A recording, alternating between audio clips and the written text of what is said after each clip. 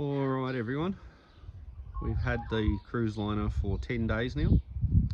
We've done about 1600 Ks, 1700 Ks in it, towing it behind the Jeep Gladiator. That's a whole different thing. Gladiator is awesome. Could do with a bit more power. Other than that, fantastic vehicle. Suits us and the family perfectly. We're 2 adults, 2 kids and 3 dogs. So when we've been in the parks, we've been setting up the big Tebs awning out the front.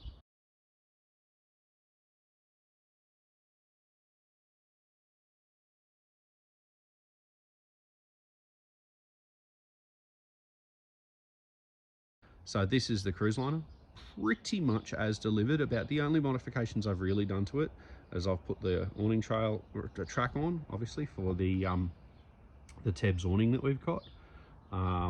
And when we got here, I replaced the jockey wheel, but all of the traveling up to this point was done with the original jockey wheel.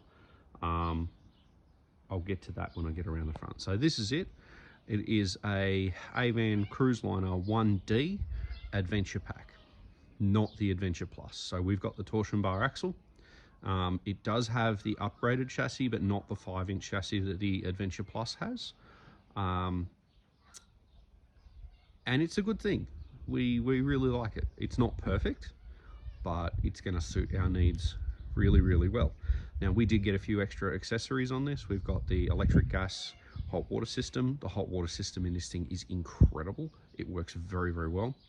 We got the extra hatches, so we've actually got we've got the 3 external hatches on this, whereas the standard one only has 1. Really glad we went with that option. Increases our flexibility heaps.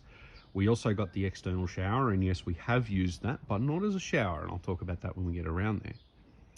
And we also got the air conditioner, and it's not a replacement for a rooftop air conditioner in a full-size van. They do not work as well as a rooftop aircon, but I can tell you right now, if you're trying to sleep at night, the air conditioner is an absolute godsend if you're on a powered site. So yeah, I've got this hatch open at the moment because I've got my Ryobi charger on the ground. Basically what we do is in this hatch we store all of the kids gear, so their sleeping bags, their mattresses, they've got a bunk, stretcher, all of that stuff goes in that hatch. We do miscellaneous bits and pieces in there, so we've got shoes, towels, there's a table, sort of just overflow for whatever is in there. The front boot just has stuff in it, and around the back side, on the other side, we've got all of our tools, water hose, annex, basically the stuff that you pull out of the van when you get to the site, and then the stuff that you pack up when you leave, so that we're not constantly needing to get in and out of that hatch. Everything that we need is either in one of these 2 hatches or it's inside the van itself. So I'll just give you a quick walk around. We've got the green decals on it. That wasn't a choice, that just came with that.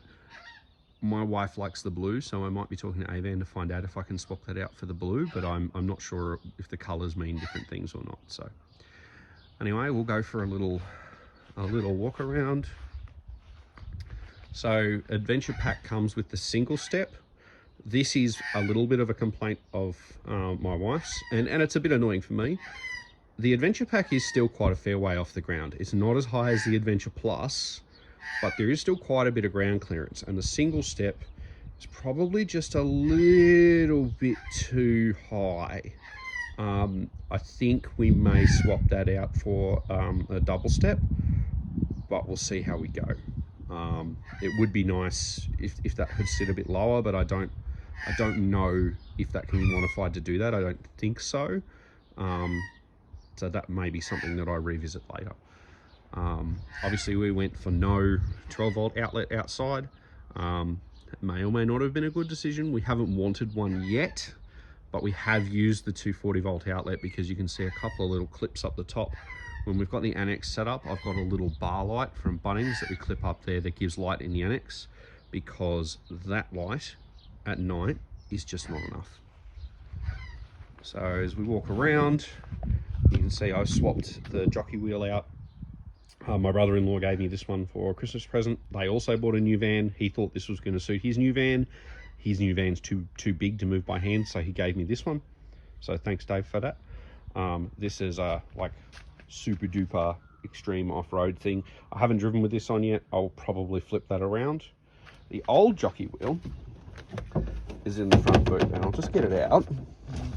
What is interesting, I have used this wheel to move the van the grand total of about 3 or 4 times, and already there is significant wear and chunks taken out of it. Now this has only been used on grass. This hasn't seen bitumen. I haven't moved it around on the concrete or gravel or anything like that, and there's huge chunks taken out of the edge. So this is going to go into storage. I would recommend upgrading. Whether or not that's the right jockey wheel, I don't know. It is quite a bit heavier than the original one, so you do need to keep that in mind with your weight.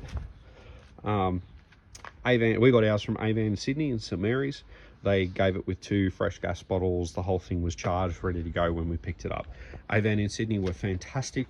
We were working to a bit of a delivery deadline for a holiday, and they managed to lean on the factory and absolutely pulled through. We actually got this 3 days before we went away, so it is largely unmodified. One of the other options we got, the adventure pack comes, the standard adventure pack comes with 2 individual hatches there. We got them upgraded to the one big one. So as we come around, obviously this is the back. It's just an AVan. As I said, that box stores all their water hoses when we're not parked up. Currently at my father-in-law's place, so a lot of this stuff's not set up. The reason the annex isn't set up is because the kids are sleeping inside. And all of the annex stuff goes in there. The poles are obviously in the back bumper. As we walk around, this is the shower.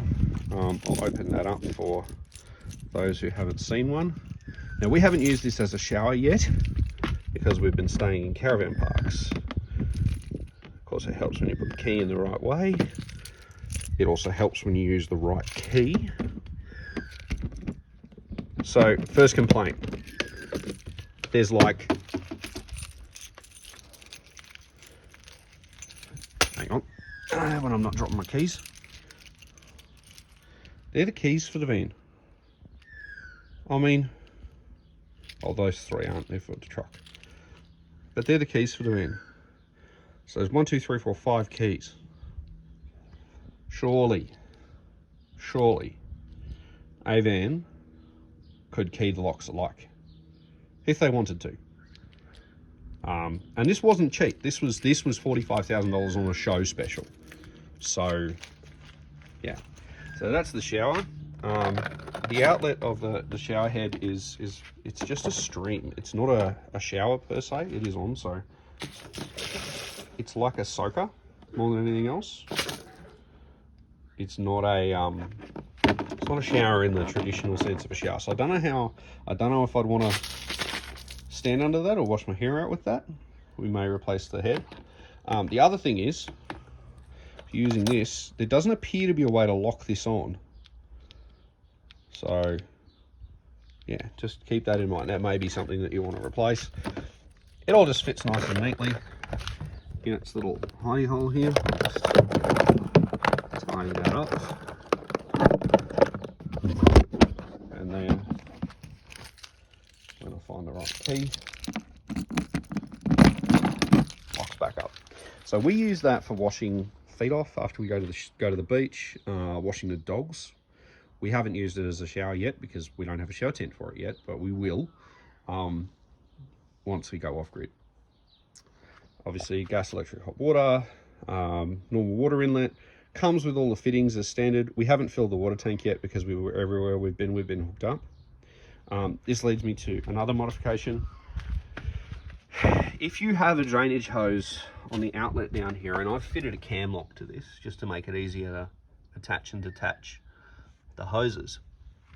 If you fit a drainage hose to this and you don't have a constant downhill run, I mean we do here, the hose won't breathe and the sink will back up. So I've put together this little fitting here, and all it is, it's just like the pit drain outside, or a floor drain in your laundry. Basically, this hose is bigger than the hose draining, so this is always going to drain faster than the top one will, and this port just lets in some air.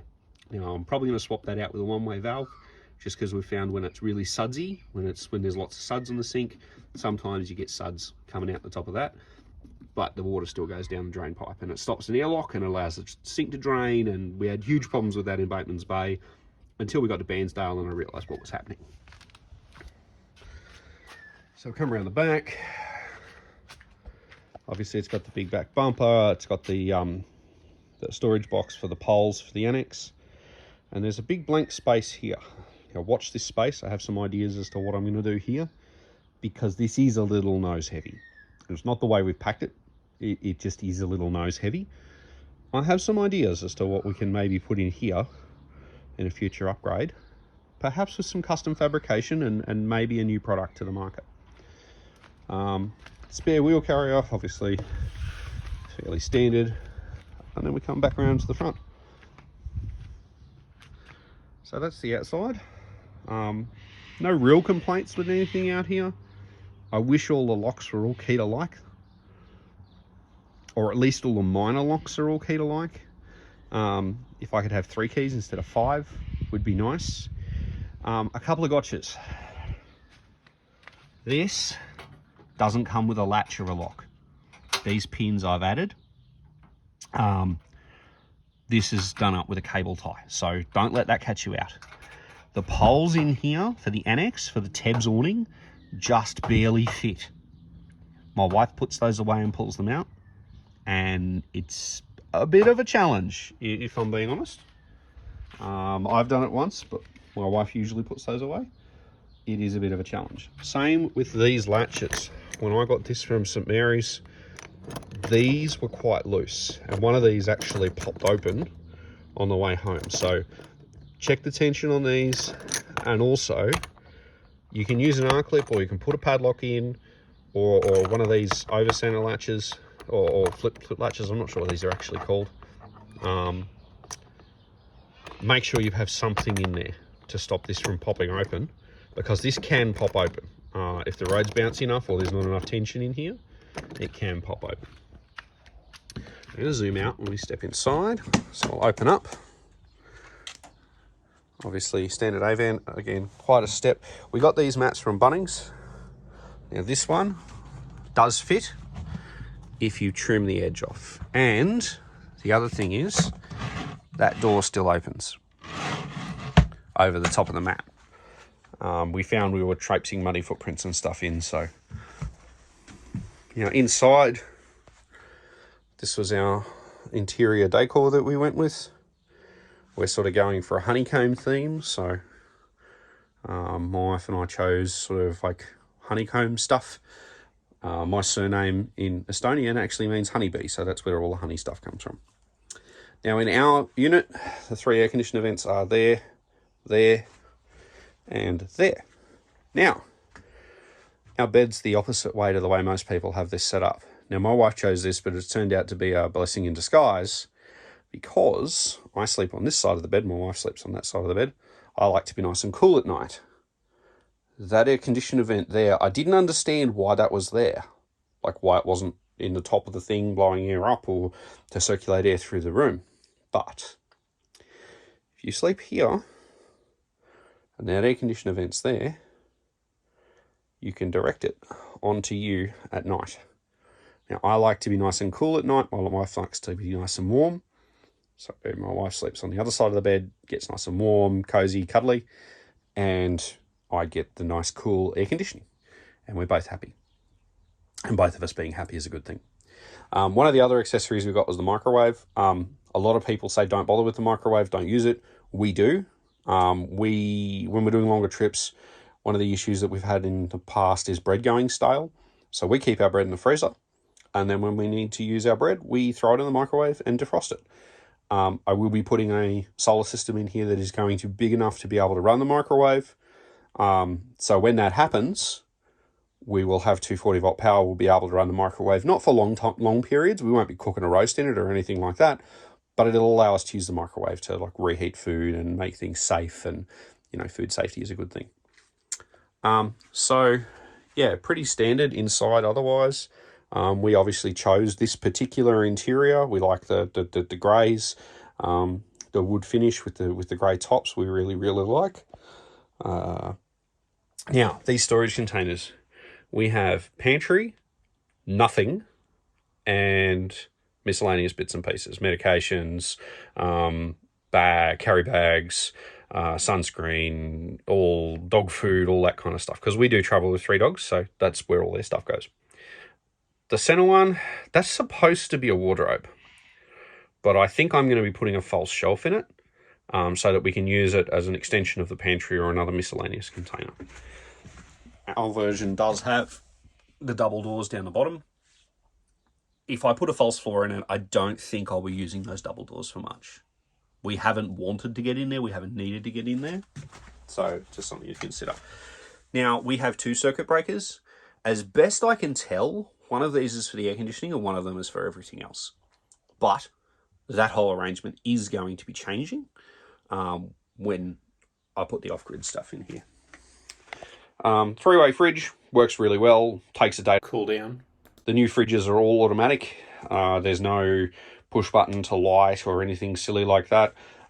It does have an auto mode and a manual mode. The guy at the dealership said that they have issues with auto mode, so just to leave it in manual. So that's what we've done.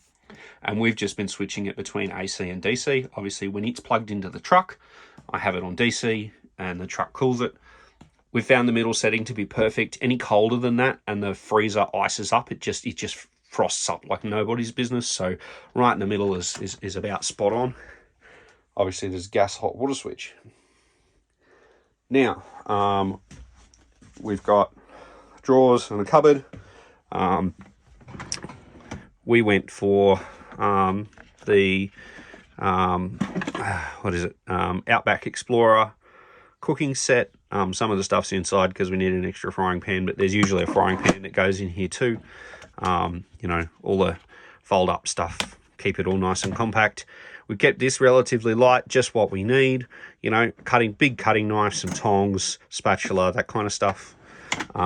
It's only a small stove, so you don't really want to be doing big meals in here, anything that requires a lot of heat. Top drawer, knives, forks, plates, bowls.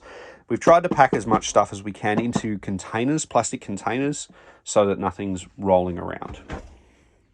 Now, in our model, beside the top of the bed, there's one 240 volt power point and one USB outlet. Come on, AVan. One USB outlet? This is 2023. It's almost 24. By the time, like, how many people have just 2 USB devices that need charging at night?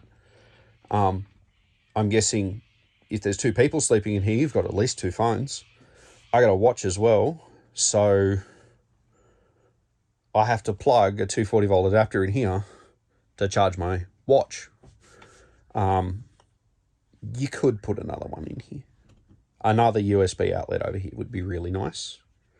And if you're going to put them at this end of the bed, which suggests that AVan suggests that this is the way you should have the bed set up, given the location of the air vent, you could put one over here too. Would be really nice. I am going to do that. One upgrade I do recommend is you can get these little stick-on phone holders. I got these off eBay. They took way longer to arrive than they should have. But you stick them on at the right distance apart for your phones. Now, my wife has a big phone. I have a small phone. So that one's set up for my wife. That one's set up for me. Absolutely perfect. If you want to wake up and check the time, you just tap. If you wake up and you want to check the time, you just tap the screen of the phone and you get to see the time.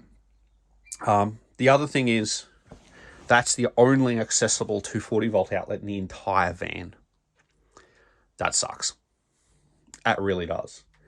Now, I understand there are electrical regs that mean you can't sort of have a 240 volt outlet in this immediate vicinity here because you need to be, I think, more than 600 mil away from the sink, or 450. I can't remember what the exact reg is. There are power points under the bed here, but you can't really get to them without lifting the bed.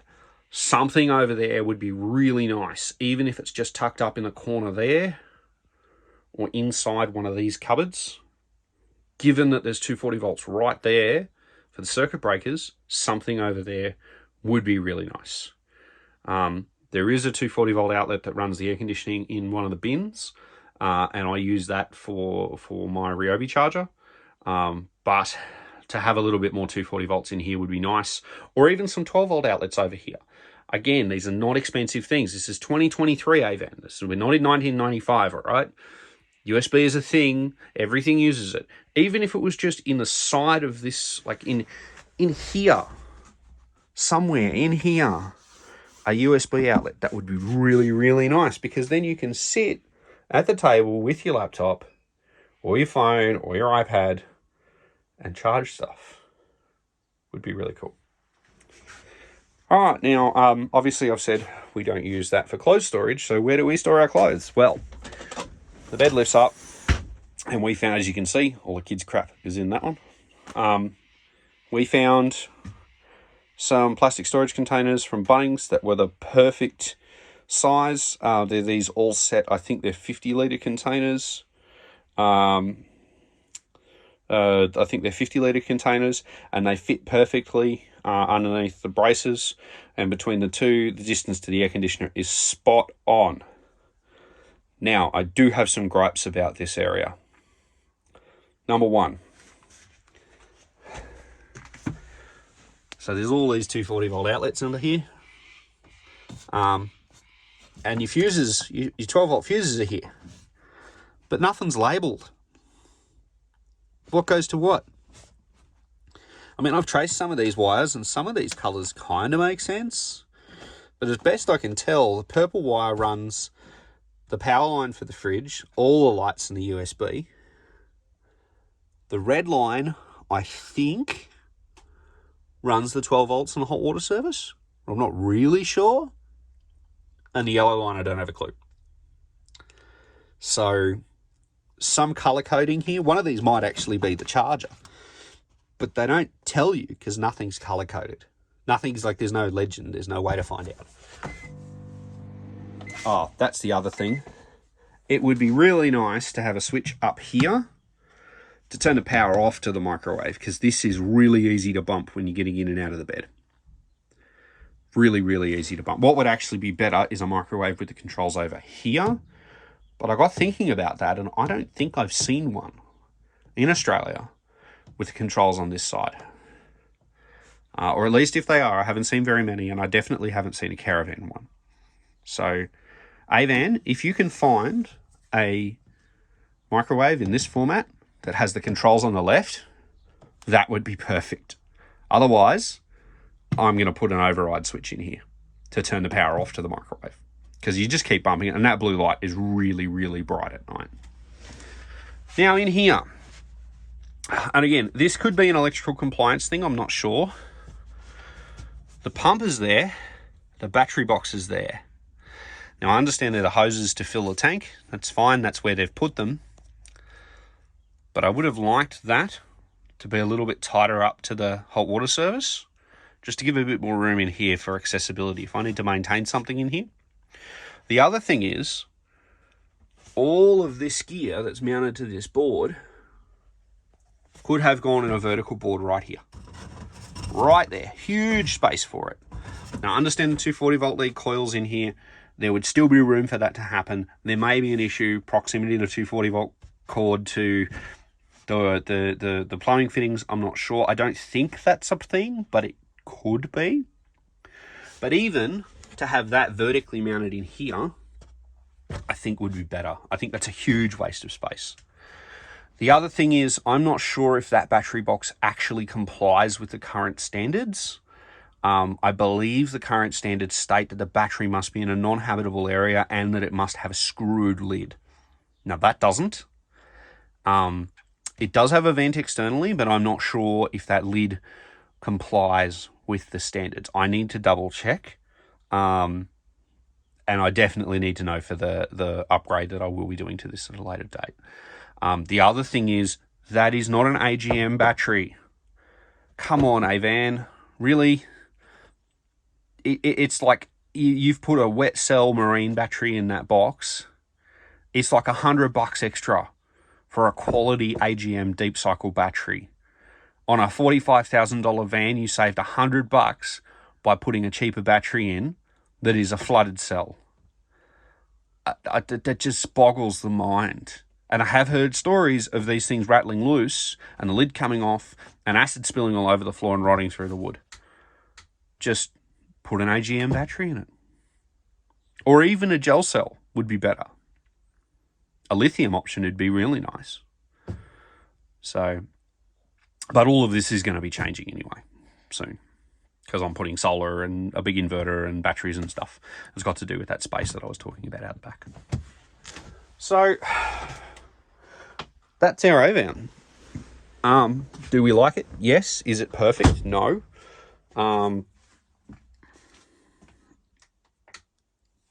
Yeah, it tows really well. It's quick to set up. It's quick to pack up. I do have a little issue with one of the stabilizer legs has gotten stiff. I'm not sure if it just needs some lubrication or something. So we'll find out. But yeah, that's our van. We like it. We will be doing some more improvements to it to make it work better for us. But I know this has been a long one, but hopefully you enjoyed the video. Cheers.